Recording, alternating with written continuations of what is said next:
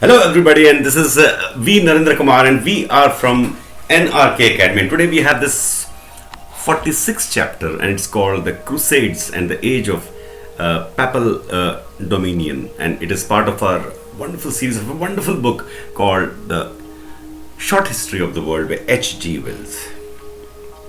So let's start. The Crusades and the Age of Papal Dominion. It is interesting to note that Charlemagne corresponded with the Caliph Haroun-al-Raschid, the Haroun-al-Raschid of the Arabian Nights. It is recorded that Haroun-al-Raschid sent ambassadors from Baghdad, which had now replaced Damascus as the Moslem capital, with a splendid tent, a water clock, an elephant, and the keys of the Holy Sepulchre. This latter present was admirably calculated to set the Byzantine Empire and this new Holy Roman Empire by the ears, as to which was the proper protector of the Christians in Jerusalem. These presents remind us that while Europe in the 9th century was still a weltering disorder of war and pillage, there flourished a great Arab empire in Egypt and Mesopotamia, far more civilized than anything Europe could show. Here, literature and science still lived, the arts flourished, and the mind of man could move without fear or superstition. And even in Spain and North Africa, where the Saracenic dominions were falling into political confusion, there was a vigorous intellectual life. Aristotle was read and discussed by these Jews and Arabs during these centuries of European darkness. They guarded the neglected seeds of science and philosophy.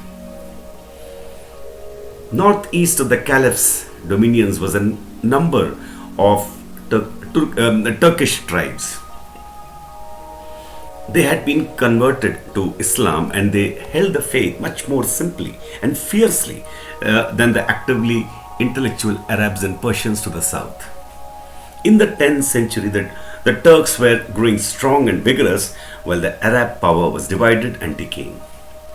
The relations of the Turks to the empire of the Caliphate became very similar to the relations of the Medes to the last Babylonian empire 14 centuries before.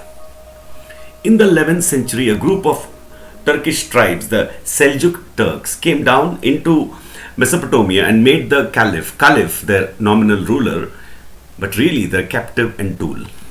They conquered Armenia. Then they struck at the remnants of the Byzantine power in Asia Minor. In 1071, the Byzantine army was utterly smashed at the Battle of Milasgird, and the Turks swept forward until not a trace of Byzantine rule remained in Asia. They took the fortress of Nike over against Constantinople and prepared to attempt that city. The Byzantine Emperor Michael VII was overcome with terror. He was already heavily engaged in warfare with a band of Norman adventurers who had seized Durazzo, and with the fierce Turkish people, the Petcheniks, who were raiding over the Danube.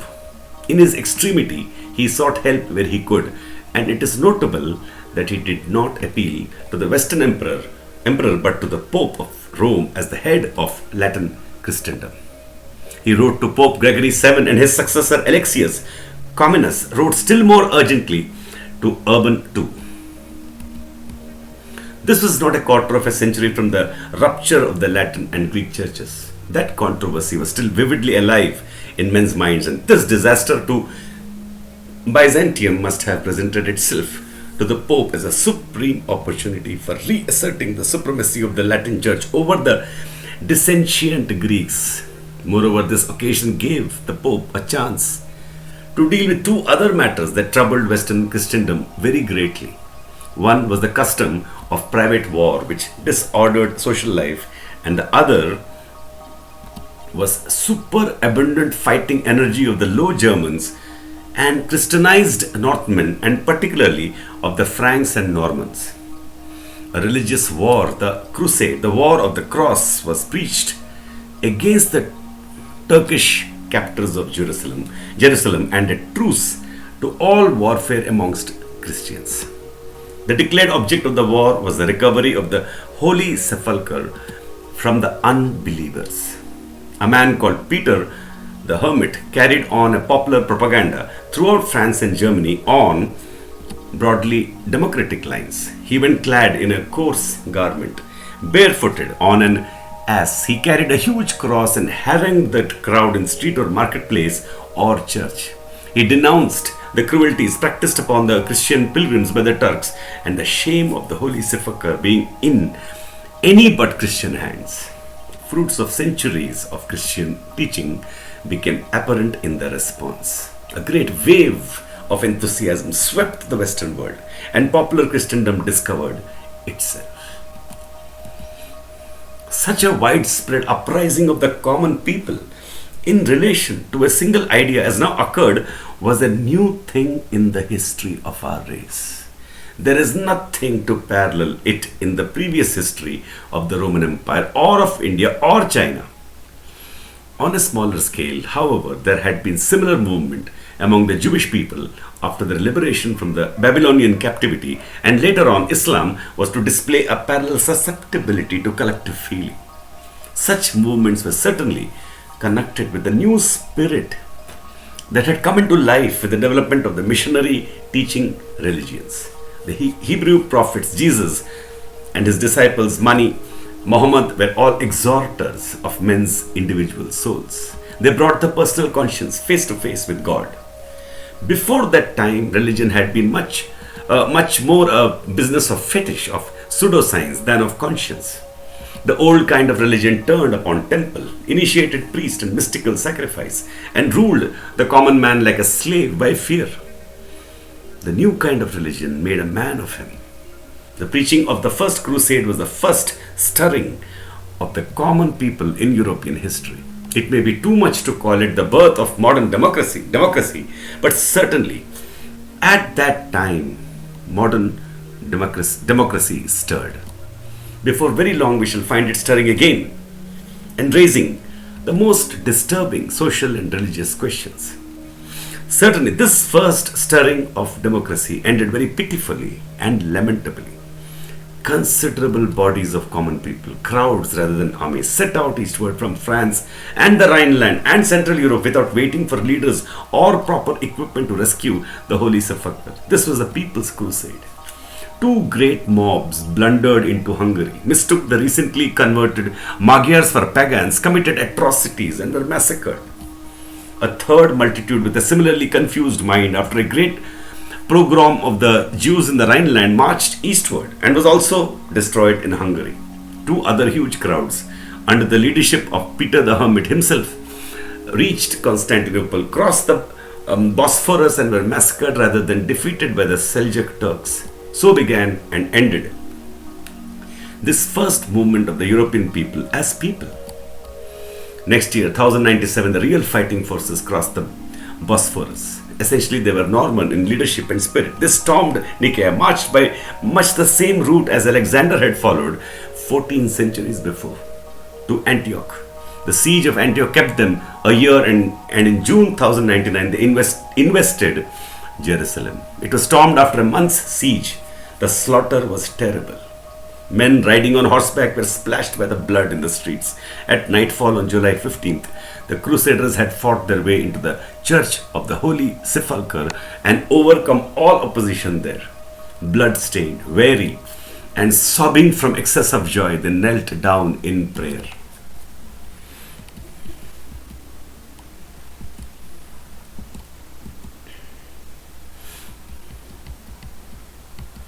Immediately, the hostility of Latin and Greek broke out again. The Crusaders were the servants of the Latin Church, and the Greek Patriarch of Jerusalem found himself in a far worse case under the triumphant Latins rather than under the Turks. The Crusaders discovered themselves between Byzantine and Turk, and fighting both. Much of Asia Minor was recovered by the Byzantine Empire, and the Latin princes were left a buffer between Turk and Greek, with Jerusalem and a few small principalities, of which Edessa was one of the chief in Syria. Their grip even on these possessions was precarious, and in 1144, Edessa fell to the Moslem, leading to an ineffective Second Crusade, which failed to recover Edessa but saved Antioch from a similar fate.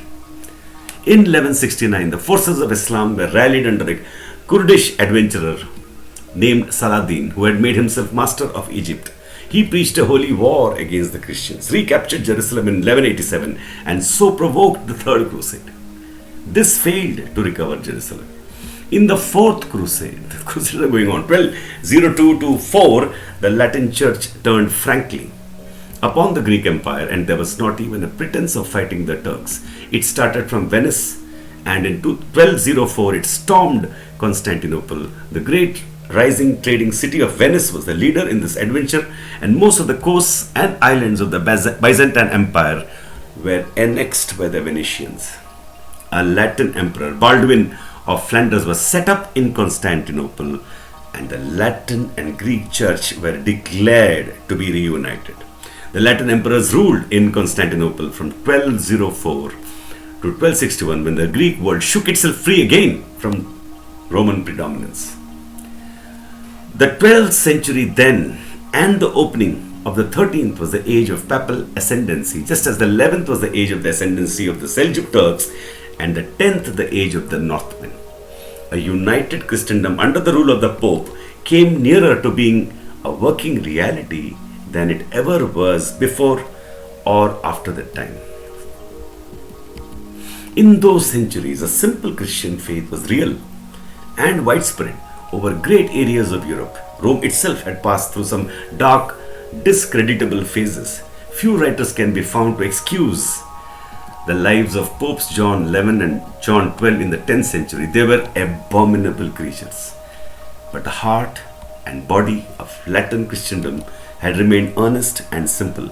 The generality of the common priests and monks and nuns had lived exemplary and faithful lives. Upon the wealth of confidence such lives created rested the power of the church. Among the great popes of the past had been Gregory the Great, Gregory I, 590 to 604, and Leo III, 795 to 816, who invited Charlemagne to be Caesar and crowned him in spite of himself.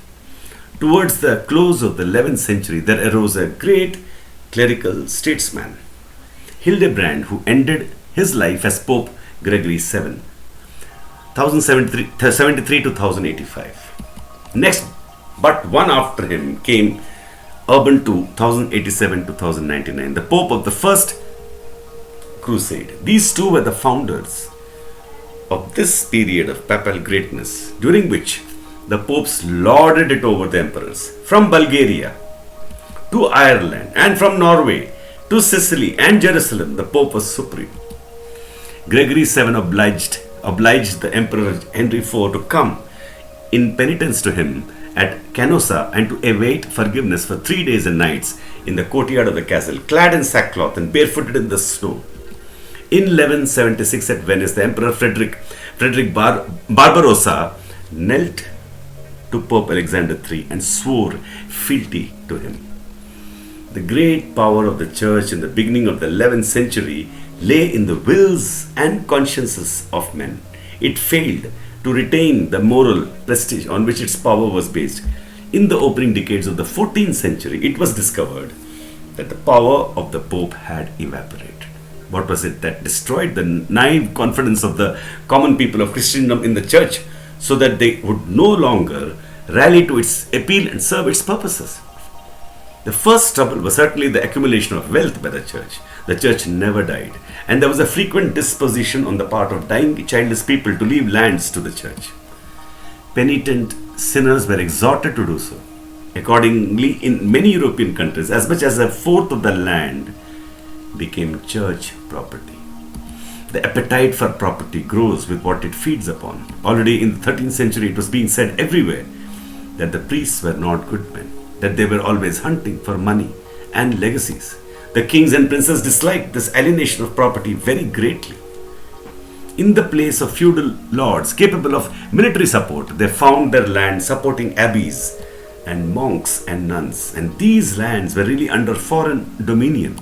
Even before the time of Pope Gregory VII, there had been a struggle between the princes and the papacy over the question of investitures.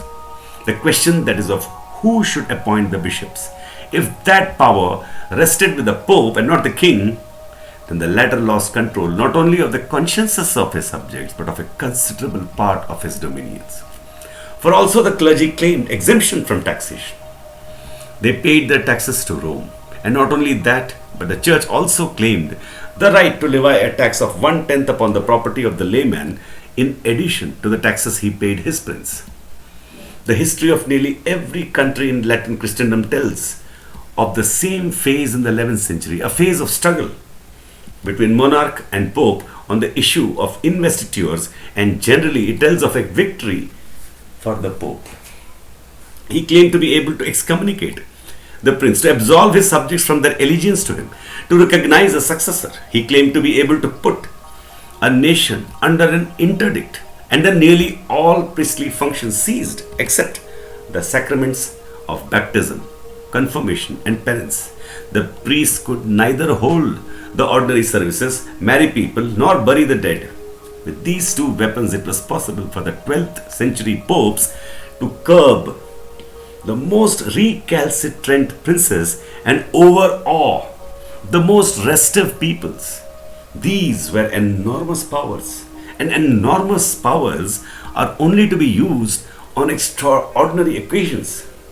The popes used them at last with a frequency that staled their effect. Within 30 years, at the end of the 12th century, we find Scotland, France, and England in turn under an interdict, and also the popes could not resist the temptation to preach crusades against offending princes until the crusading spirit was extinct. It is possible that if the Church of Rome had struggled simply against the princes and had a care to keep its hold upon the general mind, it might have achieved a permanent dominion over all Christendom. But the high claims of the Pope were reflected as arrogance in the conduct of the clergy. Before the 11th century, the Roman priests could marry. They had close ties with the people among whom they lived. They were indeed a part of the people. Gregory VII made them celibates. He cut the priests off from too great an intimacy with the laymen in order to bind them more closely to Rome. But indeed, he opened a fissure between the church and the commonalty. The church had its own law courts, cases involving not merely priests, but monks, students, crusaders, widows, orphans, and the helpless were reserved for the clerical courts, and so were all matters relating to wills, marriages, and oaths, and all cases of sorcery, heresy, and blasphemy. Whenever the layman found himself in conflict with the priest, he had to go to a clerical court. The obligations of peace and war fell upon his shoulders alone and left the priest free. It is no great wonder that jealousy and hatred of the priests grew up in the Christian world. Never did Rome seem to realize that its power was in the consciences of common men. It fought against religious enthusiasm, which should have been its ally, and it forced doctrinal orthodoxy upon honest doubt and aberrant opinion. When the church interfered in matters of morality, it had the common man with it, but not when it interfered in matters of doctrine. When in the south of France, Waldo taught a return to the simplicity of Jesus in faith and life, Innocent III preached a crusade against the Waldenses, Waldo's followers, and permitted them to be suppressed with fire, sword, rape, and the most abominable cruelties. When again Saint Francis of Assisi, 1181 to 1226, taught the imitation of Christ in a life of poverty and service, his followers, the Franciscans, were persecuted, scourged, imprisoned, and dispersed. In 1318, 4 of them were burnt alive at Marseilles. On the other hand, the fiercely orthodox order of the Dominicans, founded by Saint Dominic, 1170 to 1221, was strongly supported by Innocent III, who with its assistance set up an organization, the Inquisition, for the hunting of heresy and the affliction of free thought. So it was that the church, by excessive claims, by unrighteous privileges, and by an irrational intolerance, destroyed that free faith of the common man, which was the final source of all its power. The story of its decline tells of no adequate foment from without, but continually of decay from within. And that is how the whole story went of how this whole decay happened of the Christian power. And next we'll go for the 47th chapter, Recalcitrant Princess and the Great Schism. That's the break, and that we'll see in the next video. Thank you so much.